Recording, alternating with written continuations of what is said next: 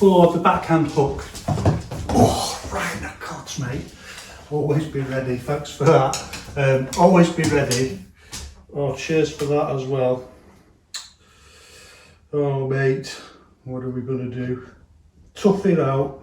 So, for the backhand hook, 90% of everything that we need is the same as the lead hand hook. So it's transferable skills that we can bring in from that. And the basic posture from our basic guard position. Remember this idea of the body lifting up into the quad, and then this is like a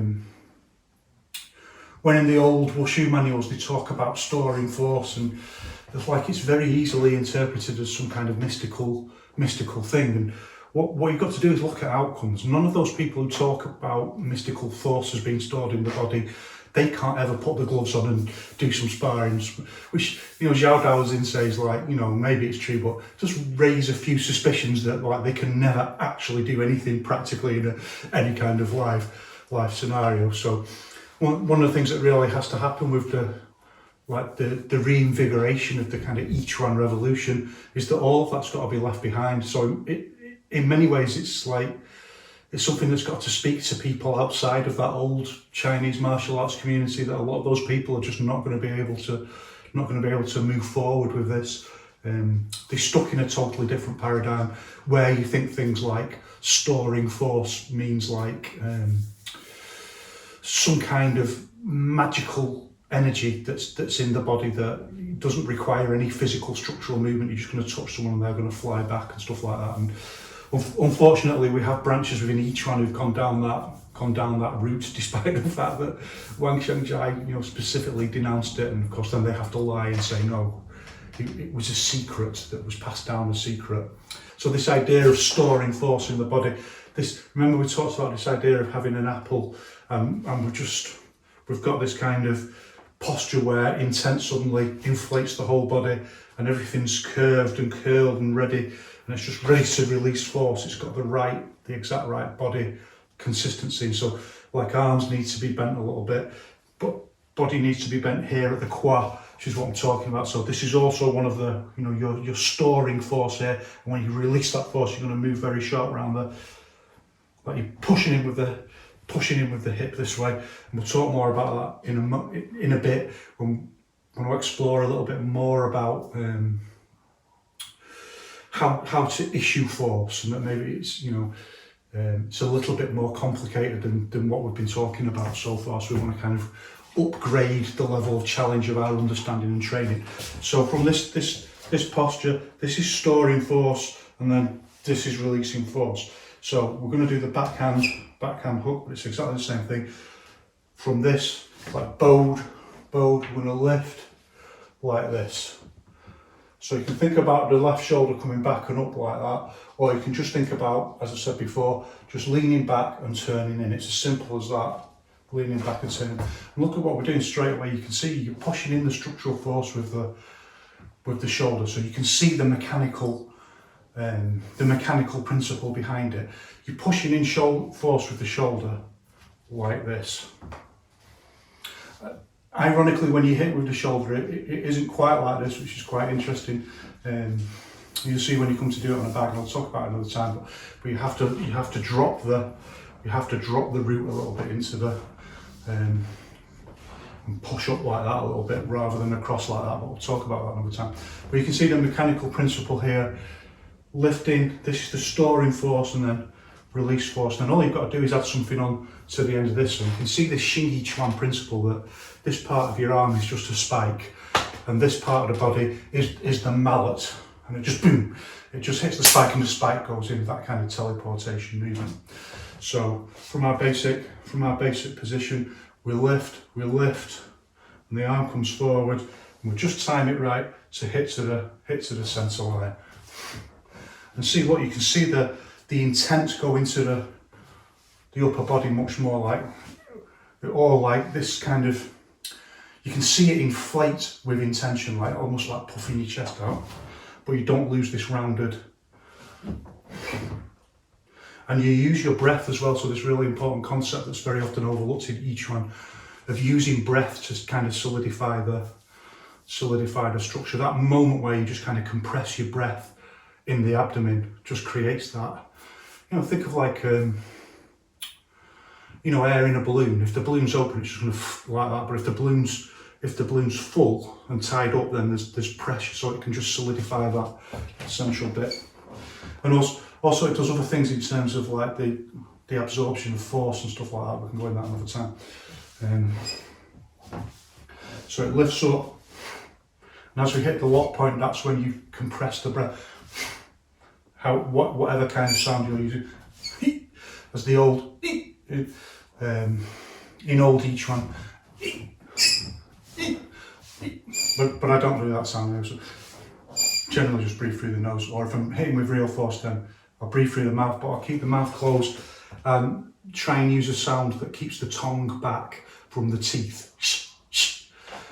That's what you usually find anyway in combat sports, where they use a sound that forces the tongue to go back, so any kind of sh or s sound.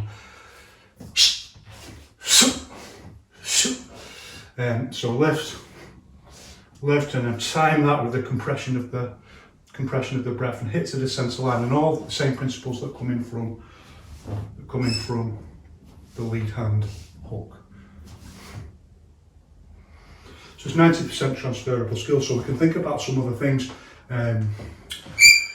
particularly first of all, I suppose the 10% things that are different. So the obvious thing is with the lead hand hook, you're kind of going back like that, whereas with the backhand hook, you're going forward like this, so backwards and forwards. And there's a couple of very important things around that. The first one is the lead hand hook is more solid as a structural form. Well, that's more solid. Here, you're a little bit off balance with the posture. And if, for example, people do it like that and they swing like this, which is quite common, you're even more off balance. So we can start learning from our own understanding of our own structural movement, where there are weaknesses in the structural movement of our opponent. So when you see that people go off like that, that's a great time to push. Very often in push hands, that's all we're doing. We're just trying to get sight at the back of the shoulder, then you can push. So if people do it themselves like that, then you can just push in on the shoulder, or classic Yiquan kick, just kick into the hip, kick into the solidity of the hip. Wang Shenjai says somewhere like attack the strongest part of the body, which is an idea that's a gift that keeps on giving, I think. So here's another example. The hip is very solid, but when you hit it, it really transfers a lot of force into the body. So hit, push, and hit and back like that, or just push, which you can't always do in a lot of, you can't necessarily do it in boxing, particularly because you can punch if you've got gloves on, but you can also palm, just push in like that. The issue then is like people think, yeah, but will I have the reactions to do that? Because it's usually very fast like that. And I think most people find when you start training in martial arts, you experience this phenomenon. If you've not experienced it yet, when you've done more training, you will. That your reactions massively improve. So I think most martial arts, no matter what kind of martial art they do, have this experience. You put something in the cupboard and it falls out and you catch it, or you put something in the cupboard and something else falls out and you go in the other way and you catch it. You hang your coat up, you miss, you catch it. This kind of thing, and that doesn't even it's not about sparring. So even in martial arts training, where people aren't doing much sparring, where you're doing loads of forms and stuff like that, people experience this phenomenon. And what that's telling us is something really important about the power of intent linking back into the body. Intent and physical form reconnecting, that's what's happening with your training. It starts having these wonderful knock-on effects, including like the massive improvement in your reaction time. So your reactions can definitely be fast enough to eventually, when you're sparring some swings and you just push like that, just push them off balance and hit them again. And this is one of the key principles that we want in each one. We're going to expand on it more later because it's more of an intermediate practical fight concept, but the idea is get someone moving, like push them and get them moving and then hit them again. That also magnifies the force that you're putting into the body. It doesn't magnify the force, it magnifies the effects of the force. So remember, our key concept is we want to magnify force as much as possible, generate as much force as possible from structural movement. The other part of that equation, as Yao Daozin points out, is always the opponent. How is the opponent stood? How heavy are they? How solid are they? How are they moving? So if you can get them off balance and then hit them again, just like with a bag, hit it and then hit it again. Get it moving and then hit it again. You can massively magnify the force effects of the strike. So we want these like just push, just seeing where your opponent's off balance and pushing and getting this intuitive ability to just push them off balance. That's more advanced because at the moment we're just developing an intuitive relationship with our own structure and the laws of physics, how they apply to us. Later on, in an intermediate stage, when we start bringing it into partner training, push hands, and then sparring, we want to develop an intuitive relationship with the laws of physics as they apply to another person. So moving another person, pushing another person, that's intermediate. So let's leave that there for now and say, just bear in mind when you do this hook. Again, one of the brilliant things about the structural movement paradigm, this idea of hit and stop at a stop point, that you don't go over balance like that. You don't do this. It's the same with leaning in, by the way, with a jab or a cross and really overly leaning in. So there's a couple of things that I've done that Wang Shengjai did that I think are really interesting, that made me think, wow, there's something to that. One, I was training on a really good Thai boxing class, and the instructor we went on to be European champion in not long after I was training with him. And I was training with one of the students there, and I was sparring, and he's gone for a really long cross, too long, and he was just over balanced. And I just hit him on the hand like that, and he just dropped like that, slammed into the floor like that. Like even now I think, like, why did he hit the floor so hard? But his balance just went poof, and he face palmed right into the floor, face planted. I'm not totally hip on all the sayings that young people use. And of course, Wang Shengjai did that very famously with the fight he's supposed to have had with a Western boxing champion, of which we can't find any evidence whatsoever, I have to say. The boxing champion's supposed to have written a letter to the Times about it, but I've done extensive research. I cannot find any letter in any newspaper of that time.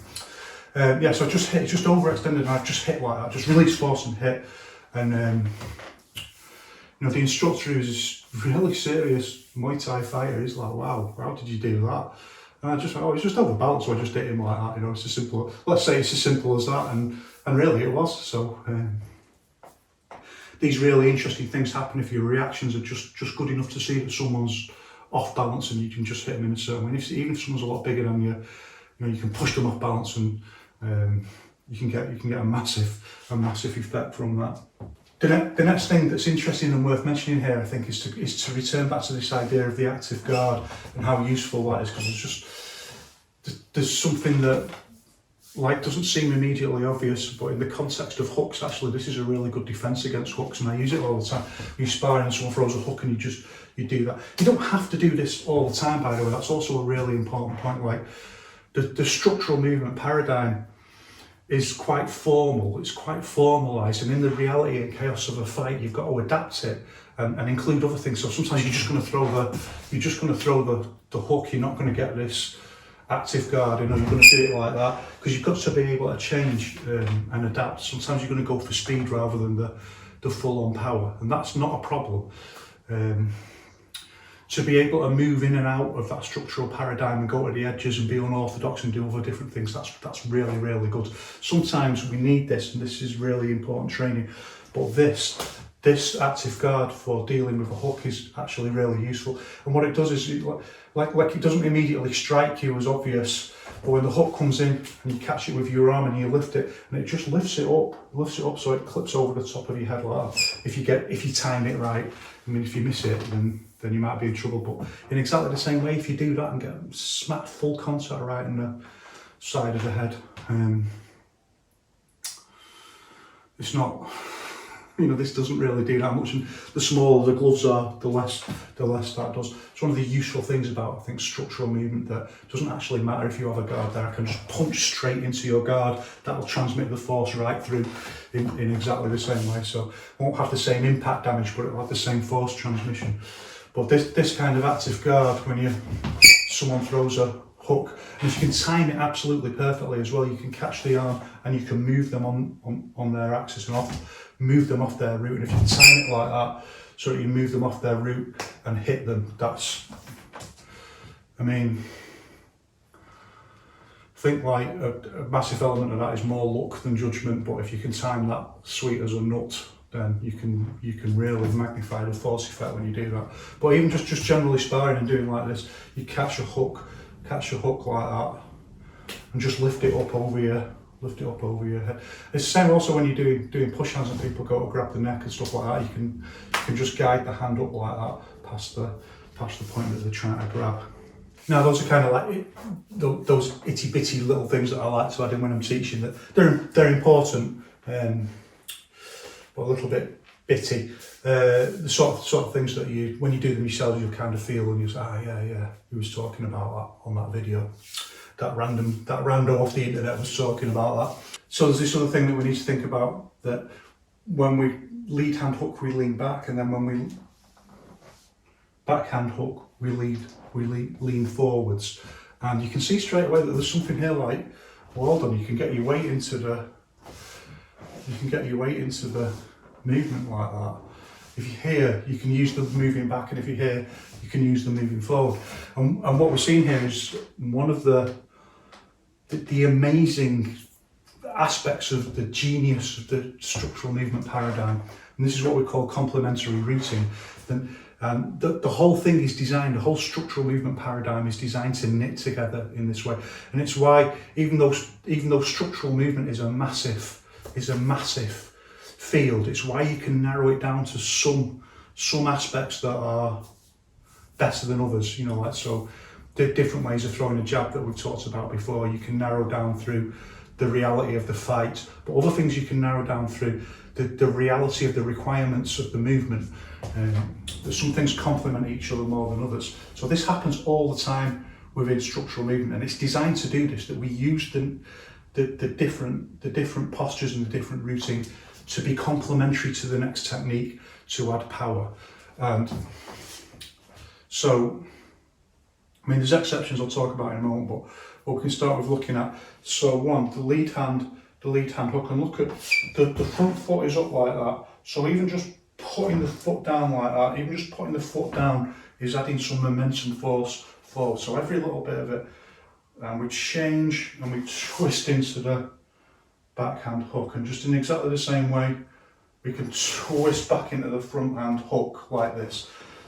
Backhand, front hand, backhand, front hand, and look how the stances and the routing are completely complementary, and they're completely complementary to the idea of the teleportation movement. They're completely complementary to the idea of hit and stop. 1, 2, 1, 2. They're completely complementary to the idea of maximizing force in a very small movement. They're completely complementary to Farley, because all we're doing is moving around the axis this way. When we do it like this, moving around the axis. And they're also completely complementary to the idea of continuous attack. So all these ideas that we've talked about, now we start seeing the genius of this structural movement concept, really how advanced this is. This amazing thing that comes to us from the ancient world, from the wushu masters of the ancients, and yet it's just totally in harmony with the laws of physics. But why wouldn't it be? Because if you can have an intuitive relationship with the laws of physics, then you don't need to, you know, when someone's playing snooker and they're doing all those really fancy shots and calculating how the ball's going to move, they couldn't write that in an equation, for the most part, I shouldn't think, but they can do it, you know, like someone like Ronnie O'Sullivan, some of the shots that he does, it's like, some of them you think, wow, what law of physics even was that? That's something he can do intuitively, you know. So a wushu master in the ancient world can do this as well. They can have an intuitive relationship with, and so can you. That's the most important thing, to become a wushu master in the current age. So from here, 1, and then the whole structure shifts into this, and you can see straight away there that there's a slightly different form of movement. So when we do them individually, one, see how we lift up and twist, use screwing force, and then we change, and then we lift up and we use screwing force this way. Look, this lift up, this is what I want you to notice, this lift up like that, because that's not there now when I do it as a combination. So one, I'm not going to drop and then lift up into the movement like that, even though we sometimes do that when we're just practicing 1, 2, 1, 2. Actually, when we do that, we're practicing individual techniques.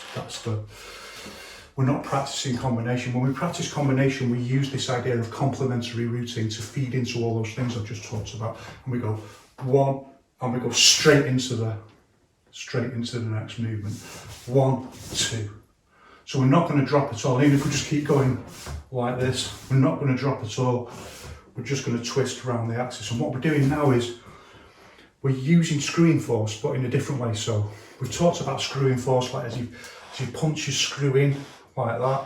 That makes it very easy to understand what screwing force is. And you do it with both hands like that. But you've got to understand that all of this is screwing force. So Wang Chungjai particularly talks about this idea that the whole body is using screwing force into the target, and that's what we're seeing. So even when the foot goes down like that and the body's turning like that, this is also screwing force. So everything's, but we're transferring most of the screwing force. So we're not even going to, from here, screwing force, look, the screwing force into the hook, now no screwing force, just hit, 1, 2, like that. We're not using screwing force in kind of like almost visualizing using screwing force, because it's so interlinked with how we think about just adding the right amount of tension. The most of the might be just like the tiniest little bit, but really we're not using screwing force anymore. 1, 2, we're just using this transmission from 1 to using our continuous attack principle. And remember, we've dispelled this idea that continuous attack just means like brutally, continually hitting someone in the face. And we've broken it down into a real principle of structural movement. That we're going to eliminate all dead time. 1, 2, 1, 2, 1, 2, like that. And we can see it's a real small movement, like 1, 2. There's, the hands are just moving that much. That's nothing like this kind of movement. And remember, it's not about like, is this more powerful than this? Is this more powerful than this? It's not about that. It's about taking away the isolated movement and thinking about a bigger conceptual paradigm and how everything interlinks together. So now we can see the next conceptual stage in this, that if it's a small movement, you've got to develop power, you've got to issue force, you've got to have power behind the movement. So what's the answer to that? Well, the answer is Fa Li. We use the laws of physics. If we can't feed into this equation of mass times speed equals force by doing a big swing, that feeds into that equation absolutely fine and works perfectly well. But if we can't do that, because it's too slow walking, it's dead time, and then swinging in for the hit. If our overall conceptual understanding of what we want to do, this quintessence principle of ancient Chinese Wushu, then we need something else. So the answer is Fa Li. That also feeds into this equation, the shortness and sharpness of the movement using speed, and this idea of a car suddenly braking, that also feeds into the equation and gets us the solution to the equation that we want. So if the equation is a number like 50 and that's the power that we want, this way of doing it gets a 50 and this way of doing it gets a 50. And what changes is here the speed's in the arm and here the speed's in the whole body. And maybe the argument can be made that maybe this is actually even more powerful because there's more mass, there's more solidity when it hits, and there's more muscular mass. And not just muscle, in fact. Well, I shouldn't just think about it as muscle. That's one of the things that's wrong with this fascia idea, as well as being like a really trivial misunderstanding of what intention is. It's the whole body, it's everything. Everything is twisting into it and adding force and mass. There's more going into that than there is going into that, because my whole body itself is massively bigger than just my arm, obviously. So, and that's how we solve that equation. We've got to go from here to here with force and we use Farley to transmit the to feed into this equation of mass times speed equals force. So you can see that's genius, isn't it? That's absolutely genius. And you can imagine someone in the ancient world really thinking like, probably with weapons, like a heavy weapon, like, well, I need to, you know, every time someone swings a weapon up like this, they get stabbed in the gut. So like, I don't want to do that. Is there another way? And you start thinking, well, I could use a sharp movement. And you start practicing. I imagine them thinking like that, you know. And then, of course, this other thing that I talked about before, if like, you know, like putting on massive muscle is a very, it's linked to certain social circumstances that you can do that, you know, like having a really amazing diet and access to knowledge about weightlifting and nutrients and the time, because you're not working doing something else, you know, you're not like a working soldier or a peasant or something like that. And having the time to do that, and it being culturally, being a cultural thing that it probably just wasn't in the ancient world. You probably didn't really see muscle men in that way, or very, very rarely. So thinking about, well, how do I generate force, and it not even being an issue of being massively muscular. It's an issue of thinking about the way that you use your muscles and coming to different solutions around that, and think about things like dynamic tension in Yiquan. So, that's another kind of solution to it, to create more density. The idea is you create more density in the muscles and then you can release force more easily. So finding solutions to these problems of how to generate force from a particular body type. And of course, if you're really strong and muscular and you can do this, then you can really, you could really generate a lot of force into the think at a certain point, like the muscularity starts to interfere with the screwing force and the ability to issue Farley. But I mean, I'm not 100% convinced on that. It's something that you know, I don't know the answer, but it's maybe something in the future that people can look at. So this principle then helps us to start understanding how we use combinations, and it doesn't have to be like hooking a hook, just that the hook, like the lead hand hook, takes us quite far around this way, so we can really just add in this with hook. It could be jab and then hook. It's exactly the same.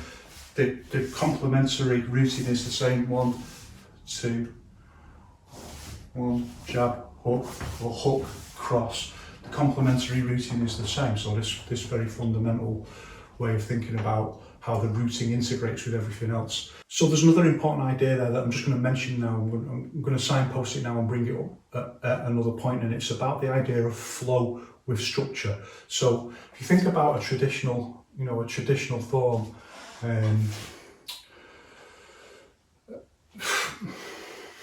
this kind of, you know, southern wushu form, the flow is like posture to posture to posture to posture to posture, you know, 1, 2,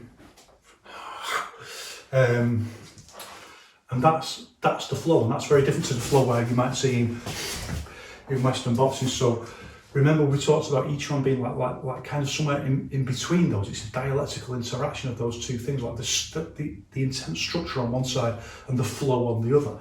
So how do you find that flow? And we start seeing this now when we start looking at complementary routing, and the way this expands into a much more complex understanding of the principle of continuous attack. That this is the flow. We start getting, these are all individual structures, and we can break them down just like a form.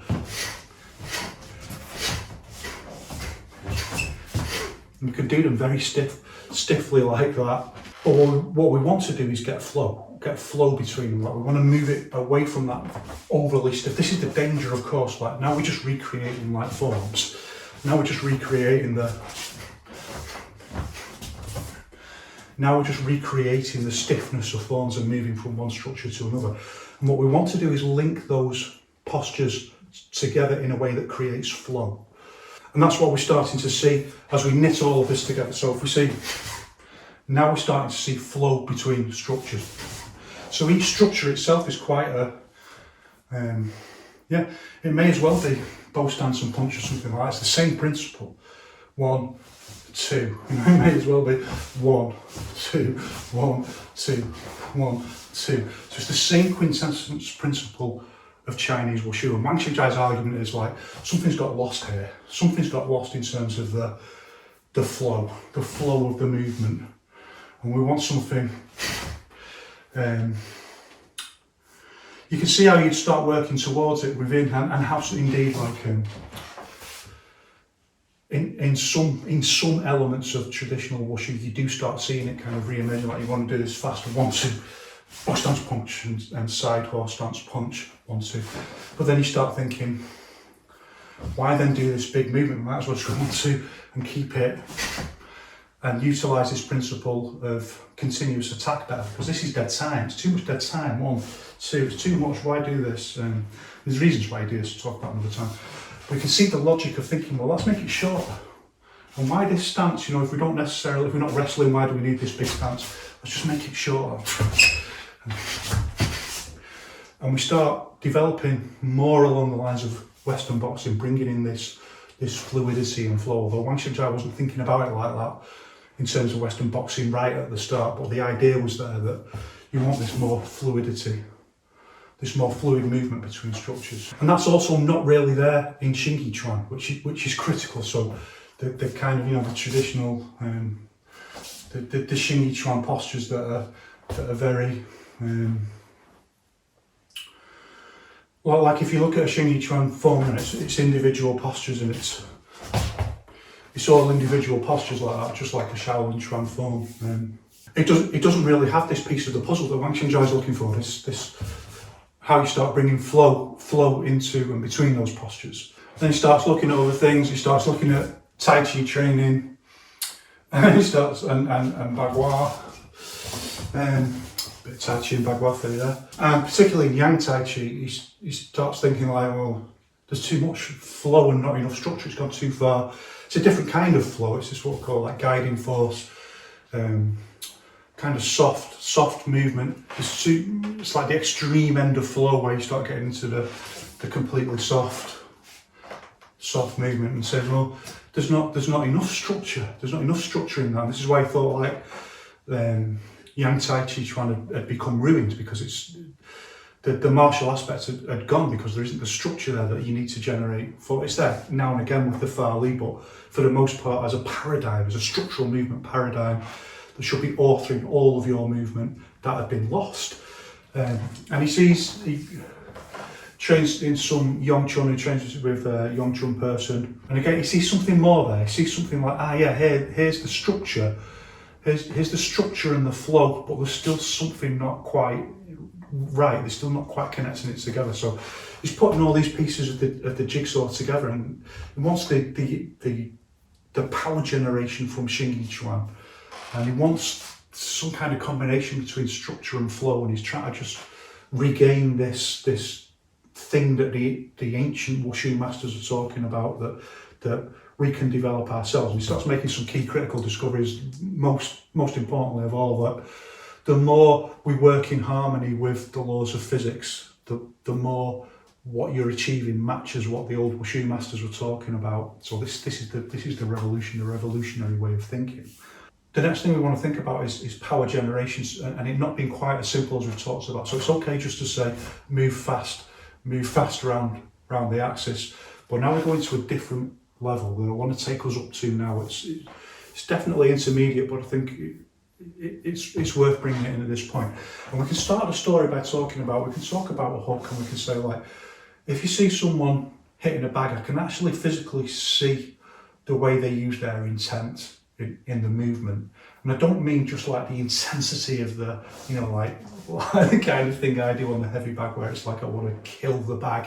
I don't mean that. I mean, how is their intent linked into their body? And what you will find that people do all the time is their intent is in their hand. So they're thinking like, I'm pushing the hand in, like all the intent is on the hand, and just thinking about hitting the hand into the bag like that. You can see it in the movement, the way that they do it. And the reason I can see it is that the hand authors the movement. This hand goes first like that. So it's not even as simple as, like we talked about before, the movement on the right begins on the left. It's not even as simple as that. I can see that the intent is in their hand, and it's something like I have to work with people when I'm teaching this, I have to, you know, I can see it in the movement and just try to get across this idea. And what we want instead is the intent in a different part of the body. We want the intent in the shoulder.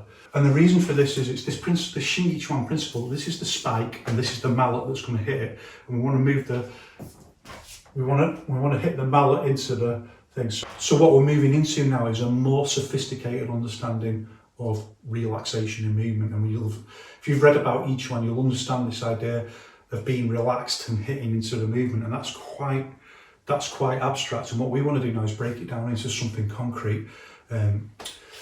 Particularly the idea that the shoulder is going to move a little bit independently to the arm, and that our intent is in the shoulders. And we can begin just by thinking like, relax the arms and stand like this. And this is the same for all our punches.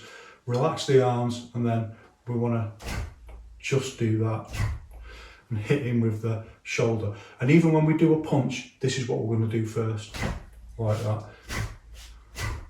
So completely relax your arms. There's no tension in your arms whatsoever. My intent isn't in my hands, my intent is in my shoulder, and I'm just going to do that. And the way you do that is you completely relax, and then issue force with the shoulder like that. That's a really important exercise to practice, and just practice it like that. And think that's the mallets that's going to hit the spike. Yes. Then we need to bring it into our movement. I'll do it with lead hand hook first. So we're going to, it's like it's almost impossible to see, but you can see it in the result. So I can see when someone's just trying to push in from their hand, and I can see when someone's trying to shimmy in from the shoulder. Relax. It's got to be relaxed in, and then tense. Everything's got to tense at the last minute. So this is a far more complex physiological ask than just saying, be relaxed, then at the moment that you hit, be more tense. It's a far more complex skill than that. It's a slightly phased, your intention is in your shoulders, and you push in, and this goes first like that. And if you slow it down, you'll be able to see there's just a tiny little bit of where this goes first, the shoulder goes first. It's just so fast you can't really see it. It's the same with the backhand hook. And what's happening here is just like when you do that, and this movement is completely relaxed all the way through here. This shoulder is just as relaxed like that, and then it just tenses into the last instance of when you come to the lock point or the hit point. And you've got to have that relaxed feeling. And so we're going to come back to that at different stages, but it's important to introduce it now because it links into the concept that we're talking about, continuous attack, because this is how you do it. Our problem is how do you go 1, 2 and increase the speed? How do you maximize the speed like that? And if you tense like that, if you tense and then you just tense into the next movement, that tension in your body slows down the speed. And if you're just relaxed, even if you're just relaxed like that, you don't get this effect of like the mallet hitting there's got to be something in the, like a little micro movement in the arm that we do through this shimmy like that. And this is how we get this like that. And that's what I'm doing. I'm just doing that, but I'm not doing that. Yeah, I'm not doing that. Not tense. I'm not doing that like kind of listen. It's relaxed, and then this intermediate ground between relaxation and tension. So you've got to relax the shoulder into just like you were going to hit something. You can do it, you can sway like that. That's relaxed. But that's doing nothing like if it hits something. If I do that, then you can see there's far more energy in that movement. That's what we want. So you can practice just like just practice like that, and then bring it into your punches like that. And that's what you do when you. We can see when I'm sparring, when I go full on structural like that. That's what I'm doing. I'm using this shimmy. The more and the faster you do it, like again, it goes on to another level altogether where you can't completely go. That's quite slow. If you want to start going it's got to vibrate a little bit more, and that's a more advanced version of this, so it just kind of keeps unfolding as a skill. But for now, the elementary skill we want is just with one punch, so just like putting your intention in your shoulder, and imagine like you're hitting in with the shoulder. This is secondary. All you've got to do is have the right structure and right screwing force. Think about the shoulder hitting in. It seems very abstract, but it's not. And I can see it on the bag when people do this, where all their intention's in their lead hand. So they're just thinking like, I just need to push my hand into the bag like that. And that's what they're doing. And there's nothing here. There's nothing going on here. Whereas it totally changes when the intention is in the shoulder and you think like, I've got to do this movement with the shoulder. And then the hand is almost like a secondary thing. And the difference in power generation when people get that is unbelievable. So work on that basic exercise that I've shown you. And you can even start to bring in now like 1, 2, and just use this idea of complementary rooting. Like there's no point just, remember when I said change what a basic means. If you can do it, you can do it. Don't think there's some, something laudable about just doing basics for no reason. If you're just doing basics when you could be doing something more advanced, then you're holding back your development. So you can start doing this pendulum step hook, 1, 2, and then change. And then start getting this shimmy in to get it a little bit. And what this shimmy does, is it takes away this time differential. So if you go 1, 2 with the 1, 2 with the structural movement, with the complementary rooting, that's just a little bit longer than you want it to be. And what this does is it creates a kind of a rebound. And you can see the difference between 1, 2, and it takes these two movements and turns them into one movement, like a kind of figure of 8. Bibbing. You can feel it when you do it that this energy starts getting a little bit more round energy, so as it's coming in, then it's going back like that. So it creates this kind of rebound effect, and that speeds it up. It's faster than 1, 2. Now it's 1, 2. See the difference? 1, 2, and now it's. You can do it really small like that. It's exactly the same thing. It's also a really good exercise too. Like that. So yeah, it's an intermediate into advanced skill, but you can practice it like that, and you can see the logic of it. How this takes the structural movement paradigm onto an entirely different level. Where you can start solving this problem of, I've got big structural movements, but they're too slow. So how do I get, first of all, the flow? How do I improve the flow? You start using the complementary rooting, and you think, well, it needs to be faster and more powerful. So you start using this idea of the shimmy and using the intention in the shoulders and relaxing the shoulders and using this rebound effects that the shimmy creates, that it's no longer just one movement and one movement. It's no longer two separate movements, it's one movement like that. Like that. So you can start using Farley structural movement in a much more advanced way. Because in the middle of that shimmy, you've got the Farley around the axis like that. Now just think like, how much more sophisticated is that than this nonsense that we've seen all the time, that people just like go like, someone goes flying like that. It's like shameful, it's shameful. Look how brilliant this is, look at the genius of this. This is why I always say like, the real thing is far more interesting. This is real knowledge, this is real skill, this is real wushu. This is the real heart of wushu, this kind of movement, this knowledge. So have an experiment with that, just practice doing that. Trying to, first of all, do 1, either shoulder, and then 1, 2, 1, 2, and turning 1, 2 into one movement. Boom, like a drum beat, boom, boom, one movement.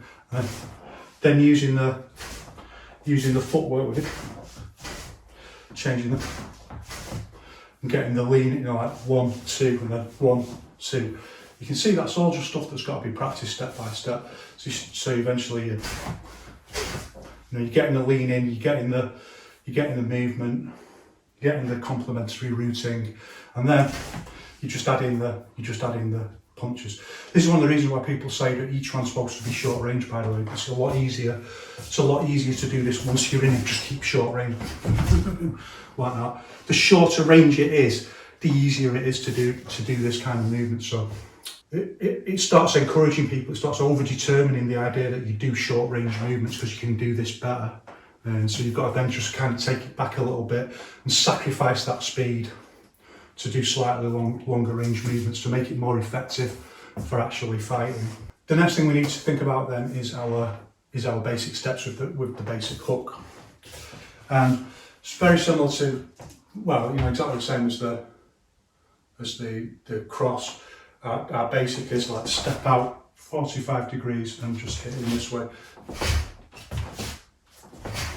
And again, we can just do it on the spot with a step like that, or we can do it at 45 degrees this way. And the same, just on the spot and back. And this also helps to balance the posture, just like with the cross, or 45 degrees. You can just practice moving up like that, 45 degrees. And exactly the same as the pendulum cross, we can do this straight, just straight forward like that.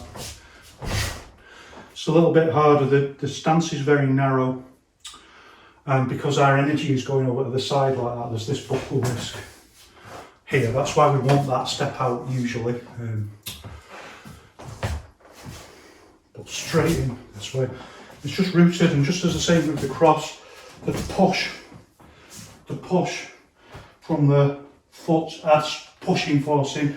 The knee is pointed towards the centre line. Well, the knee is pointed to exactly where the hand is going to hit. So if you're not going to hit the centre line, the knee still points towards the hand rather than the centre line. So it could be hitting out like that. The knee points to the target, not to the imagined centre line of someone in front of you or your own centre line. And same, just. Next, of course, we've got our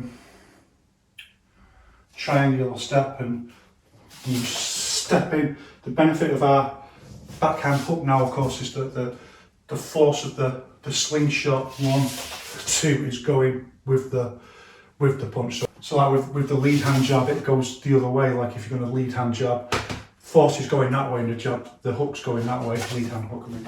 So this time it's going 1, 2, and we come up into the pivot routine and route it that way. 1, and we use that. We time it this way. We want to hit and stop. The more we go past the centre line, the more off balance we're going to be. But it's always going to be a little bit off balance. So it can be one of the dangers of doing back work. That when you do back work, it always acts as a kind of route in itself. It stops the energy and stops you from going over. And that's one of the reasons why you shouldn't just do back work. That you've got to practice this on the air, because the bag acts as a stabilising force as well. When you release a lot of force, when you do it on the air, it just isn't there. So you feel all those shearing forces in your own body. You feel that loss of balance. So now all your energy is going forwards in this, even though you're hooking to the side. The energy is going forwards. This just actually adds into that whipping force going forward. So it's quite easy to go over. It's quite easy to go over like that. What we try and do is just like change back into a more solid stance, but just keep it in that posture. We just practice like that. 1, 2, 3, and exactly the same back. 1. Moving back's always a little bit more difficult, but we've just got to time it like as the foot kicks back into the kickback routine. That's where we hit, and this creates this solidity when we hit. Everything's about power. Boom! You can see everything links together in that moment. The solidity and the timing, and the Farley. Everything hits at exactly the same time to maximise the solidity of the move. Because you're not always going to hit. Like these are like ideal, perfect types. The person might move, you might miss. They might move in and you hit too soon and things like that. So it's also another reason why you can't be too relaxed in your movement, like you're just moving around. You don't want to be too when people say be relaxed, if you're too relaxed like that, particularly like people who do that, thinking about someone in particular who knows who he is, and your hand gets hit and pushed back like that, you don't want that. So you've got to keep a certain got to keep a certain solidity in the movement. That's why we have this. You know, it's never too relaxed in each one. It's never like, because they can come in at any moment, you know, like you can be in contact with anyone, you need to release force at any moment. Moving backwards again, we've got all the same variations. So step from the back foot first, 1, 2. And when we do this, look, it's like it's reverse seeking step. So it lifts up on the heel like that, slide rooting up onto the ball of the foot. It's up on the ball of the foot. Remember, everything's just about stabilising the posture, that's also. And adding force, stabilising, solidifying. Just look at the posture. So I'm leaning back a little bit more, and to compensate for that, your quad has got to go in this way. Try never to lean back. It's like something people do in. It's a mistake people make, particularly in push hands, where they lean back like that. You should, when you get pushed, try and drop forward like this. So 1, 2. You're leaning back, but the quad goes in to balance the posture. And onto the kickback routine, like that. That's a different one. 1. So you move back, change, move back, change, up onto the, rather than move back like this onto the back foot. And the reason for that is it's too awkward, it's too slow and it's too awkward. You've got to step and then twist like that, and you've got to somehow time all that, and it's just a little bit awkward. So the easiest way to do it is just straight back like that if you want speed. So you move it, and you just move back like that, much faster. It's not necessarily legitimate to go like that with a little jump. You could do it that way, like that. But you can see it's slower than that. So you've got to lift all your weight and then move back with it. Whereas this, you can just shuffle. It's miles faster in the moment. So drill that one in more than the other one. But when we come to the little shuffle back step, then we can do that. We can do that no problem. So just shuffle into the kickback routine, shuffle back, slide, and then change into the backhand hook this way. And see how the timing is. The timing of everything is designed to feed into the Farley. Like everything knits together in the structural movement paradigm. It's why you know it's right. Like it's the genius of it. Like this. Well, it'd be quite a coincidence, wouldn't it, if every single part of it works and interconnects into a whole system, and it's like, oh no, that's not right. You just do standing and then like, you just fart and someone falls over. Nah, this is obviously right. So, little shuffle back, and look at the shuffle aids in there. So the Farley is going to be round this way, but remember, the hit on the right begins on the left, so this is beginning the movement this way. So this shuffle back feeds into this, coming straight back energy feeds into this circular energy this way, and then everything just goes into the Farley and round into the hook punch, like that. Really solid, really fast, lovely little movement, like that. You can feel it when you do it, the solidity of the movement. It's a good knockout movement. It feels like that. The other way I should do. So, same thing. Everything feeds into aiding that Farley in motion. Also really useful is just the dead straight back punch, like that. Just move the foot back in it. And the reason for this is just like a little bit of it's very natural, just a little step like that. Curve out, 1, 2, 3, and then up like that. The only danger with this is going too far and losing your balance, so just keep that quad bending forward with it a little bit to keep that weight forward. So that's not it. Out like that. And what this, I mean, you could see that then, this is the danger of drilling things in, like, you start retrapping in your quest for freedom, you start retrapping yourself in paradigms. It's so easy to do that. I was going for the triangular step and it's not that. It's out like that. Out like that. Not in and out like that. So can just practice moving back. It's just a really useful stuff. You find it's really useful in sparring that. Then moving to the side, so it's just the same as with the cross. Step and then up. The only thing is the leg just turns a little bit more into the other way. 1, 2. Just in exactly the same way you use the step, the stepping over to add some slingshot force into the punch.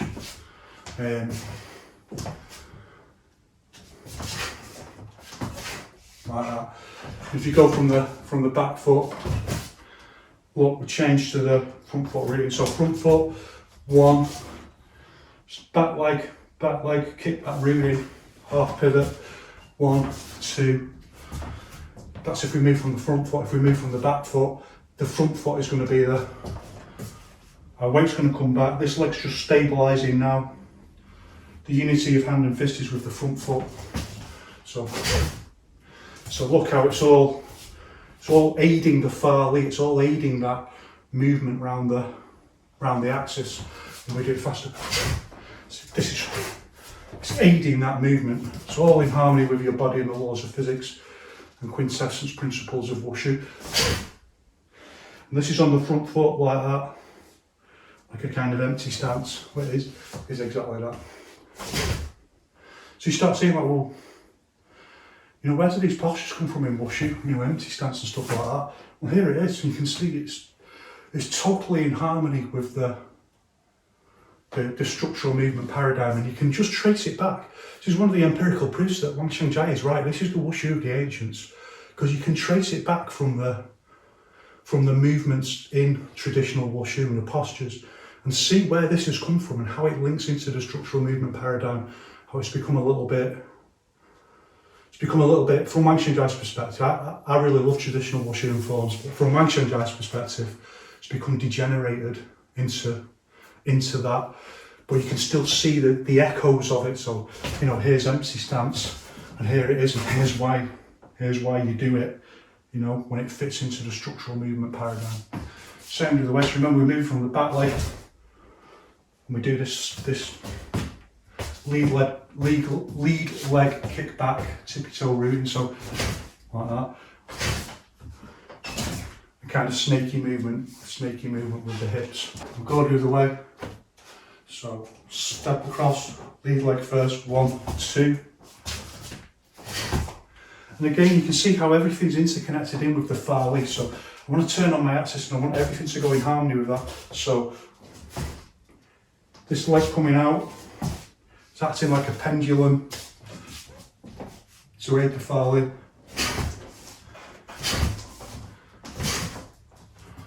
Same the other way. So it's coming out into this kickback routine. Everything aids the far leg in the way that you do it. Step and then leg comes out. Step, out, pushing.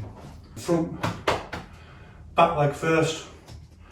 1, 2, just the same. It's going to come up into this empty stance posture. And our weight's on our back leg. So we need to bend at the quad to put some more weight forward and get the distance that we need. Another way, back leg, step. This foot comes up into the empty stance, bend at the quad and hit.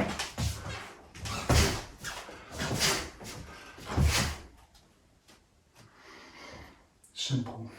You can do these postures where you go around as well. Easiest is from the back leg. And change.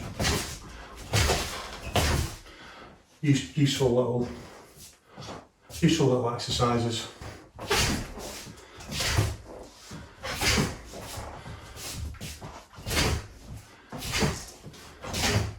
See, it's a little bit odd if you do it the other way because foot's going that way and the hook's going that way, but it's a good exercise just to practice keeping your balance. And for all these, you don't have to just go that way. You can go the other way as well. Change. And you can also do them with 2 punches and 3 punches, and we'll look at that another time, but it starts getting more and more challenging. I think that's it. That's everything we need to know about the backhand hook and moving forward conceptually engaging. So thanks for watching, one love. See you in the next video when we start looking at the uppercut. Maybe we can start speeding up some of the learning. So maybe we can do lead hand uppercut and backhand uppercut in the same video, accelerate our learning. Let's see anyway. Thanks very much, see you in the next one.